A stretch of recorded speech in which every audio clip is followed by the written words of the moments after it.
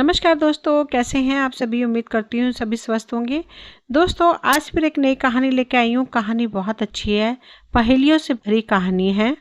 कहानी सुनिएगा ज़रूर। अगर पसंद आए तो प्लीज़ चैनल को सब्सक्राइब करें, वीडियो को लाइक शेयर करें, कमेंट करें।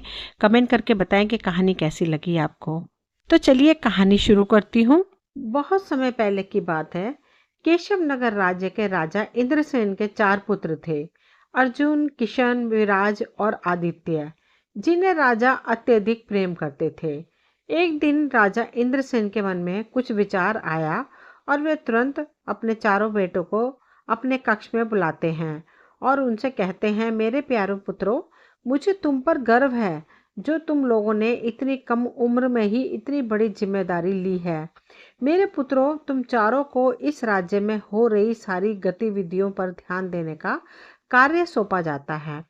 तुम्हें पूरे राज्य में घूमकर यह पता लगाना है कि कौन मनुष्य सुख में है तथा कौन दुख में है, कौन व्यक्ति क्या कर रहा है और कौन क्या नहीं कर रहा।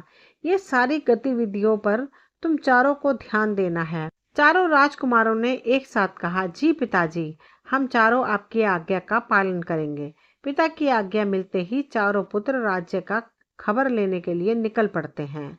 बड़े राजकुमार अर्जुन ने अपने भाइयों से कहा, मेरे भाइयों, अब हम चारों लोगों को भिन्न भिन्न दिशाओं में चले जाना चाहिए। छोटे भाइयों ने कहा, जी हाँ बड़े भैया, अब हम लोगों को भिन्न भिन्न दिशाओं में चलना होगा। इतना कहकर चारों भाई भिन्न भिन्न दिशाओं में चले जाते हैं। राजकुमार अर्जुन चलते चलते एक जंगल में पहुंचता है तो देखता है कि जंगल में 4 बहुत ही सुंदर घोड़े घास खा रहे हैं। अर्जुन खुद से ही कहता है, अरे वाह, ये घोड़े तो कितने सुंदर हैं। मैंने आज तक इतने सुंदर घोड़े कभी नहीं देखे और इनकी नस्ल भी अलग है। लेकिन इतने ज्यादा आकर्षक घोड़े आखिर किसके हो सकते हैं। इतना कहते कहते अर्जुन की नजर एक पेड़ पर पड़ती है जिसके नीचे एक साधु बैठकर अपनी तपस्या कर रहे थे। अरे ये साधु कौन है? कहीं ये घोड़े साधु के तो नहीं हैं? चलो इनसे चलकर पूछता हूँ। अर्जुन ने साधु महाराज को आवाज दी, बाबा आंखें खोलिए। बाबा, साधु ने आंखें खोलकर कहा, कौन हो तुम और तुम इस जंगल में क्या कर रहे हो? बाबा, मेरा नाम अर्जुन है और मैं इस राज्य का राजकुमार हूँ। मैं अपने संपूर्ण राज्य का भ्रमण कर रहा हूँ। आखिर हमारे राज्य में कौन क्या कर रहा है? साधु ने कहा, अच्छा तो आप एक राजकुमार हैं? जी हाँ बाबा, मैं एक राजकुमार हूँ। बाबा, यह जो 4 घोड़े मैदान में घास खा रहे हैं, ये घोड़े किसके हैं? साधु ने कहा, राजकुमार अर्जुन, ये चारों घोड़े मेरे हैं। वैसे राजकुमार, क्या तुम्हें यह घोड़े पसंद हैं? अर्जुन बोला, जी हाँ बाबा, आपके चारों घोड़े अद्भुत हैं। यदि आप बुरा न माने तो मैं आपके घोड़े की सैर करना चाहता हूँ। साधु बोले, हाँ हाँ राजकुमार, क्यों नहीं, आप किसी भी एक घोड़े को सैर के लिए ले जा सकते हैं, लेकिन मेरी एक शर्त है। बोलिए बाबा, आपकी क्या शर्त है? राजकुमार, तुम जंगल में सैर करते वक्त जो कुछ भी देखोगे तुम्हें मुझे उसका मतलब समझाना होगा, और यदि तुमने इसका मतलब नहीं समझाया तो मैं तुम्हें पत्थर का बना दूंगा। और हाँ, याद रहे, तुम्हें यहाँ पर शाम होने से पहले ही आ जाना है। ठीक है बाबा, मुझे आपकी शर्त मंजूर है। इतना कहकर राजकुमार अर्जुन ने एक सुंदर सा घोड़ा चुना और वहां से निकल पड़ता है। अर्जुन चलते चलते एक विचित्र जंगल में पहुंचता है। वहां पर अर्जुन ने देखा कि पेड़ के ऊपर सब्जियां लगी हुई हैं जिनकी सुरक्षा कोई जादुई डंडे कर रहे हैं। आखिर यह कैसा जंगल है जहाँ सब्जियां पेड़ों पर उगी हैं और उनकी सुरक्षा यह डंडे कर रहे हैं? अर्जुन ने यह दृश्य देखते हुए आगे बढ़ता हुआ चला जाता है। राजकुमार को घूमते घूमते काफी समय गुजर जाता है और जल्दी ही शाम भी होने वाली थी। अर्जुन को ध्यान आया साधु बाबा की बात। वो कहने लगा, अरे जल्दी ही शाम होने वाली है, अब मुझे जल्दी वापस चलना चाहिए। इतना सोचकर अर्जुन वापस चल देता है। अर्जुन चलते चलते उसी जंगल से होकर गुजरता है तो देखता है जो डंडे बनकर सब्जियों की देख रेख कर रहे थे, अब वही डंडे एक हंसिया बनकर उन सब्जियों को काट रहे हैं। अर्जुन हैरान हो गया, अरे ये क्या, जब मैं यहाँ से गया था तो ये डंडे बनकर इनकी रखवाली कर रहे थे, अब वही डंडे हंसिया बनकर सब्जियों को काट रहे हैं। आखिर यह सब क्या हो रहा है? मुझे तो कुछ भी समझ नहीं आ रहा है। यह सब कुछ देखता हुआ अर्जुन साधु के पास पहुंच जाता है। साधु बाबा ने अर्जुन को देखकर कहा, आइए राजकुमार जी, बोलिए आपकी सैर कैसी रही और आपने जंगल में क्या क्या देखा। अर्जुन बोला, बाबा मैंने जंगल में बड़ी ही विचित्र घटनाएं देखी हैं। फिर अर्जुन ने जंगल में जो कुछ भी देखा था वह सब कुछ साधु को बताता है। साधु बाबा ने कहा, अच्छा तो तुमने जंगल में यह सब कुछ देखा, तो फिर चलो बताओ मुझे यह सब कुछ देखकर तुम्हें क्या समझ आया। अर्जुन बोला, बाबा मुझे माफ करिए, लेकिन यह सब कुछ देखकर मेरी तो कुछ भी समझ में नहीं आया है। तब साधु ने कहा, यदि तुम्हें कुछ समझ में नहीं आया है तो अब तुम्हें शर्त के अनुसार पत्थर बनना पड़ेगा। इतना कहकर साधु उसे एक पत्थर की मूर्ति बना देता है और राजमहल में सिर्फ 3 ही राजकुमार लौटकर आए। राजा इंद्रसेन अपने बेटों से पूछने लगा, अरे राजकुमारों, अर्जुन कहाँ है? वह अभी तक लौटकर क्यों नहीं आया? पिताजी, इसके बारे में तो हमें कुछ भी नहीं पता। हम चारों भाई भिन्न भिन्न दिशाओं में चले गए थे। हो सकता है भैया को आने में अभी कुछ समय और लग जाए। फिर धीरे धीरे पूरी रात गुजर जाती है, लेकिन अर्जुन वापस राजमहल नहीं आता। राजा इंद्रसेन अब चिंतित हुए। उन्होंने कहा, पुत्रों, रात से सुबह हो गई लेकिन अर्जुन का कोई अता पता ही नहीं है। तुम तीनों जल्दी से जाओ और अपने भाई का पता लगाओ। तीनों भाई फिर से निकल पड़ते हैं और अपने भाई का पता लगाने के लिए भिन्न भिन्न दिशाओं में चले जाते हैं। तभी दूसरा राजकुमार किशन चलते चलते उसी स्थान पर पहुंच जाता है जहां पर वे चारों घोड़े घास खा रहे थे। राजकुमार किशन भी उन घोड़ों की सुंदरता को देखता ही रह गया। तभी उसकी नज़र उस साधु पर पड़ती है। साधु पर नज़र पड़ते ही उसकी नज़र बगल में खड़े अपने भाई अर्जुन की प्रतिमा पर पड़ती है। किशन उस प्रतिमा को देखकर सोचने लगा, अरे यह क्या? यह प्रतिमा तो हूबहू मेरे बड़े भाई की तरह ही लग रही है। कहीं ये मेरे बड़े भैया की तो नहीं है? मुझे बाबा से पूछना चाहिए। किशन ने साधु महाराज से कहा, बाबा आंखें खोलिए, बाबा मेरी सहायता कीजिए बाबा। साधु ने कहा, कौन हो तुम और तुम्हें क्या मदद चाहिए? बाबा जी, मेरा नाम किशन है और मैं अपने बड़े भाई की तलाश करते हुए यहाँ आया हूँ। जो आपने यह प्रतिमा रखी हुई है, ये प्रतिमा हूबहू मेरे बड़े भाई की ही तरह है। साधु ने कहा, अच्छा तो ये तुम्हारा भाई है। इसे मैंने ही पत्थर का बनाया है क्योंकि इसने मेरे सवालों के जवाब नहीं दिए थे। किशन ने कहा, लेकिन बाबा आखिर आपने ऐसा क्या सवाल पूछ लिया जो मेरे भाई ने उसका उत्तर नहीं दे पाए? फिर वह साधु किशन को सारी घटना के बारे में बताता है। यह सुनकर राजकुमार किशन हैरान रह जाता है। साधु ने किशन से कहा, राजकुमार तुम दुखी मत हो। यदि तुम चाहो तो मैं तुम्हारे भाई को फिर से जीवित कर सकता हूँ, लेकिन एक शर्त पर। तुम्हें भी मेरे सवालों का जवाब देना होगा। किशन बोला, लेकिन बाबा मैं आपके सवालों का जवाब भला कैसे दे सकता हूँ? मैंने तो उस दृश्य को अपनी आंखों से देखा ही नहीं। साधु बोले, राजकुमार इसमें देरी किस बात की है? आप मेरे एक घोड़े को ले जा सकते हैं और खुद अपनी आंखों से जाकर देख सकते हैं। आपको उस जंगल में क्या क्या दिखाई देता है, उसका सारा वृत्तांत मुझे बताना होगा। यदि आप मुझे उस दृश्य को समझाने में असमर्थ रहे तो आपको भी पत्थर का बनना पड़ेगा। किशन सोच में पड़ गया, हे भगवान क्या करूं? और तो कोई दूसरा रास्ता भी नहीं है मेरे भाई को बचाने के लिए। मैं ऐसा करता हूँ, साधु की शर्त को मान लेता हूँ।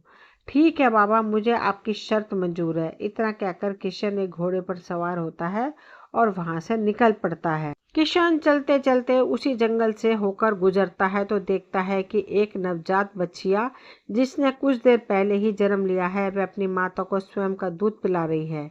यह देखकर किशन हैरान रह जाता है। अरे ये क्या? एक नवजात बच्चिया जिसने कुछ देर पहले ही जन्म लिया है, वह अपनी माता को ही दूध पिला रही है। ये कैसे हो सकता है? यह दृश्य देखकर किशन को कुछ भी समझ में नहीं आया। किशन फिर जंगल में आगे चल देता है। किशन को चलते चलते काफी समय बीत जाता है और जल्दी ही शाम होने वाली होती है। अब तो जल्दी ही शाम होने वाली है, अब मुझे जल्दी से वापस चलना चाहिए। इतना सोचकर किशन वहां से चल पड़ता है और शाम होने से पहले वो साधु के पास पहुंच जाता है।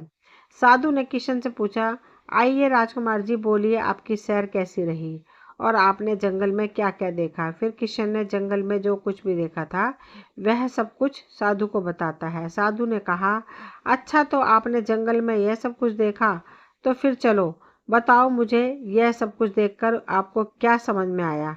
किशन बोला, लेकिन बाबा उस दृश्य का मतलब मुझे कुछ भी समझ में नहीं आया।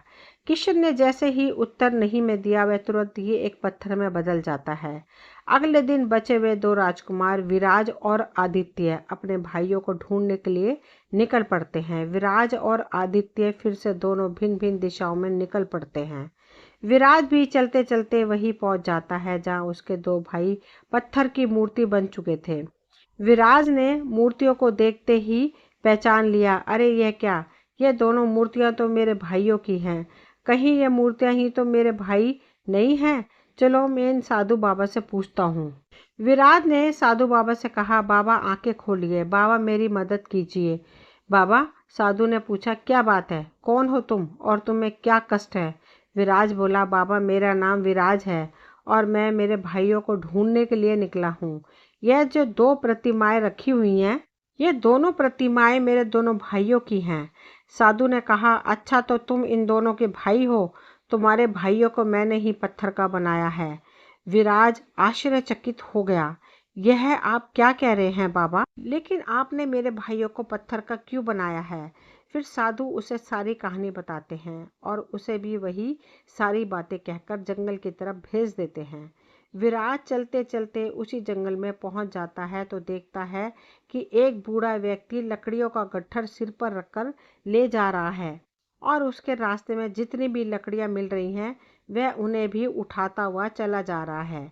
विराज ये देखकर सोचने लगा, अरे यह क्या, इस बूढ़े व्यक्ति ने तो सिर पर एक लकड़ियों का गट्ठर लाद रखा है, फिर भी रास्ते में पड़ी हुई लकड़ियों को उठाता हुआ चला जा रहा है। यह कैसा व्यक्ति है? यह दृश्य देखकर विराज को कुछ भी समझ में नहीं आता और वह वापस साधु के पास चला जाता है। फिर वह सारा वृतांत उस साधु को सुनाता है, लेकिन उस दृश्य का मतलब साधु को समझा नहीं पाता, जिसकी वजह से विराज भी एक पत्थर की मूर्ति में बदल जाता है। इसी प्रकार अगले दिन राजा का छोटा बेटा आदित्य भी उसी दिशा में जाता है। आदित्य भी साधु के घोड़े देखकर सोचने लगा, अरे वाह, ये घोड़े तो कितने सुंदर हैं, ऐसे घोड़े तो हमारे पूरे राज्य में कहीं भी नहीं है। तभी आदित्य की नज़र मूर्ति बने अपने भाइयों पर पड़ती है। अरे यह तो तीनों मेरे भाई हैं, लेकिन इन्हें तो किसी ने पत्थर बना दिया है। हे भगवान, ये क्या अनर्थ हो गया, मेरे भाइयों को किसी ने पत्थर बना दिया। तभी साधु ने आदित्य से कहा, तुम्हारे भाइयों को मैंने ही पत्थर बनाया है। आदित्य ने पूछा, लेकिन आपने मेरे भाइयों को पत्थर क्यों बनाया है? फिर वह साधु सारी कहानी आदित्य को सुनाते हैं और उससे भी वही शर्त रखते हैं जो बाकी के राजकुमारों से रखी थी। आदित्य भी एक घोड़े पर सवार होता है और निकल पड़ता है। आदित्य भी उसी जंगल में पहुंचता है तो देखता है कि एक बड़ा सा तालाब अपने पानी से तीन छोटे छोटे तालाबों को भर रहा है। यह दृश्य देखकर आदित्य चुपचाप उस दृश्य को देखता रहता है। कुछ देर में ही तीनों छोटे छोटे तालाब पानी से भर जाते हैं, लेकिन वह बड़ा तालाब पूरी तरह खाली हो जाता है। यह दृश्य देखकर आदित्य वापस उसी साधु के पास जाता है तो साधु के पूछने पर आदित्य भी उस दृश्य का मतलब नहीं समझा पाता और वह भी एक पत्थर की मूर्ति बन जाता है। उधर महल में जब राजा के चारों बेटे एक एक कर गायब हो गए तो राजा को बहुत चिंता हुई और अपने मंत्री से कहने लगे, लेकिन मंत्री जी, ऐसा कैसे हो सकता है? मेरे चारों बेटे एक एक करके गायब हो गए, आखिर यह चारों गए कहाँ होंगे? यह जरूर किसी बड़ी मुसीबत में पड़ गए होंगे। मंत्री जी, हम कल ही अपने पुत्रों की खोज में चलेंगे। अगले दिन राजा और मंत्री दोनों जंगल की तरफ निकल पड़े। मंत्री ने राजा से कहा, महाराज, हम अपने चारों राजकुमारों को ढूंढने के लिए तो निकल पड़े हैं, लेकिन हम उन्हें ढूंढेंगे किस दिशा में? राजा ने कहा, मंत्री जी, मेरा बड़ा पुत्र दक्षिण दिशा में गया था और वापस नहीं आया। यह बात मुझे मेरे तीनों पुत्रों ने बताई थी। इसका मतलब है मेरे चारों बेटे दक्षिण दिशा में ही गायब हुए हैं, इसलिए हम दक्षिण दिशा की तरफ चलते हैं। इतना कहकर दोनों दक्षिण दिशा की ओर चल देते हैं। दोनों चलते चलते उसी स्थान पर पहुंच जाते हैं जहां पर उनके चारों बेटे पत्थर बन चुके थे। उस स्थान पर मंत्री ने भी उन चार घोड़ों को देखा और राजा से कहा, महाराज, उधर देखिए, कितने सुंदर घोड़े हैं। ये दिखने में तो कितने अद्भुत हैं महाराज। राजा मंत्री की बातों पर कोई ध्यान नहीं देता, वह तो सिर्फ अपने पुत्रों को ढूंढने के लिए निकला था। तभी उसकी नज़र उसके पुत्रों की प्रतिमाओं पर गई। राजा समझ गए कि यह उसके पुत्र ही हैं। राजा चुपचाप घोड़े से नीचे उतरते हुए और अपने पुत्रों के पास जाते हैं। वहीं पर वे साधु महाराज जी बैठे रहते हैं। वे साधु राजा की ओर देखते हुए बोले, आइए महाराज, आपका स्वागत है। तो ये चारों आपके ही पुत्र हैं? राजा ने कहा, हाँ साधु बाबा, ये मेरे ही पुत्र हैं, किंतु उनका यह हाल कैसे हुआ? साधु ने कहा, महाराज, मैंने ही इन चारों को पत्थर बनाया है। राजा ने चौंकते हुए कहा, साधु बाबा, आपने इन्हें पत्थर क्यों बनाया है? साधु ने कहा, क्योंकि महाराज, आपके चारों पुत्र मेरे किसी सवाल का जवाब नहीं दे पाए हैं। राजा ने फिर से कहा, लेकिन आपने इनसे ऐसा क्या सवाल पूछे हैं जो इन चारों ने नहीं बता पाए? साधु बोले, महाराज, यदि आप मेरे सवालों के सही जवाब दे दें तो मैं आपके पुत्रों को फिर से ठीक कर सकता हूँ। राजा बोले, हाँ हाँ साधु बाबा, पूछिए, आप हमसे कौन से सवाल पूछना चाहते हैं? साधु ने कहा, महाराज, आज मैं आपके बड़े पुत्र का सवाल पूछता हूँ। आपके बड़े पुत्र ने जंगल में देखा कि पेड़ पर ढेर सारी सब्जियां लगी हैं, जिनकी रक्षा कुछ डंडे कर रहे हैं, लेकिन बाद में वही डंडे एक हंसिया बनकर उनकी सारी सब्जियां को काट रहे हैं। महाराज, यदि आपको भी यह दृश्य देखना है तो आप मेरे किसी भी शाही घोड़े को ले जा सकते हैं। राजा ने कहा, नहीं नहीं साधु बाबा, इसके लिए आपका शुक्रिया। हम आपके सवालों का जवाब यहीं दे सकते हैं।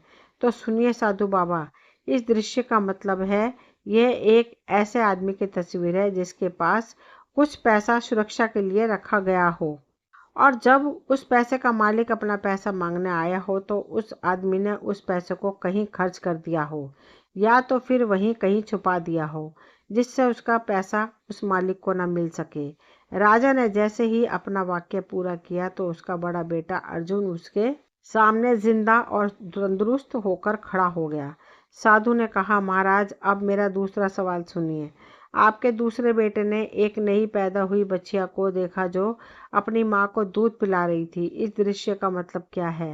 राजा ने कहा, अरे ये तो बड़ी ही अजीब बात है कि मेरे पुत्र को यह देखकर किसी ऐसी स्त्री की याद क्यों नहीं आई जो अपनी बेटी की कमाई पर जिंदा रहती हो। राजा के यह कहते ही राजा का दूसरा बेटा भी जिंदा हो जाता है। साधु प्रसन्न होते हुए बोले, वाह राजन वाह, आप तो वाकई में कितने बुद्धिमान हैं। चलिए, अब मेरा तीसरा सवाल है। आपके तीसरे बेटे ने देखा था कि एक बूढ़ा व्यक्ति जिसने अपने सिर पर लकड़ियों का गट्ठर रखा हुआ था, वह फिर भी रास्ते में चलते हुए लकड़ियों को उठाता हुआ चला जा रहा था। इसका क्या मतलब हो सकता है? राजा बोले, साधु बाबा, यह इस बात को दर्शाता है कि कुछ लोग ऐसे भी होते हैं जिनके पास जो कुछ भी होता है वे उससे संतुष्ट नहीं होते और उनको हमेशा और ज़्यादा की इच्छा बनी रहती है। राजा के इस उत्तर को बोलते ही तीसरा बेटा भी जीवित हो जाता है। साधु ने फिर कहा, महाराज, अब मेरा चौथा और अंतिम सवाल सुनिए। आपके चौथे बेटे ने एक बड़ा सा तालाब देखा था जो 3 छोटे छोटे तालाबों को अपने पानी से भर रहा था, लेकिन अंत में वह बड़ा तालाब पूरी तरह खाली हो जाता है और वह तीनों छोटे छोटे तालाब भर जाते हैं। राजा ने कहा, वह बड़ा तालाब दुनिया के उन आदमियों के समान है जो दूसरों को देने के लिए अपना सब कुछ खर्च कर देते हैं, पर बदले में उन्हें क्या मिलता है? कुछ भी नहीं। राजा के इस सवाल पर उसका चौथा पुत्र भी जीवित हो जाता है।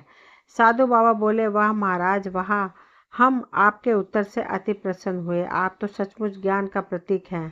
आप हमसे कुछ भी वरदान मांग सकते हैं। राजा ने कहा, हे तपस्वी, हमें कुछ भी नहीं चाहिए, बस अपने हमारे पुत्रों को सही सलामत लौटा दिया, यही हमारे लिए काफ़ी है। साधु बाबा, बस आप मुझे इतना आशीर्वाद दीजिए कि हमारा राज्य सही सलामत रहे और धन धान्य से भरा रहे।